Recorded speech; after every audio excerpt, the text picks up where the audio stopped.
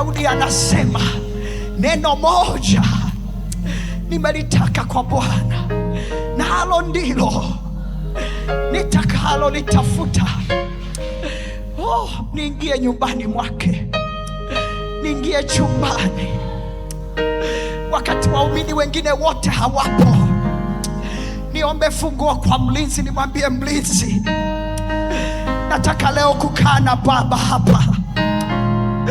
Nataka kukaa leo na Baba katika nyumba hii peke yangu, mbali na masuka, mbali na waumini wengine. Nitulie nyumbani mwa Bwana. Yawezekana nyumbani kwako mazingira hayaruhusu kupata nafasi ya kutulia na kuzungumza na Baba.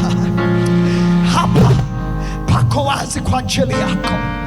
Sikiliza muumini wa kizazi hiki, unahitaji maisha ya chumbani, gorofani. Mungu anakuhitaji kule, anahitaji kukutana na wewe.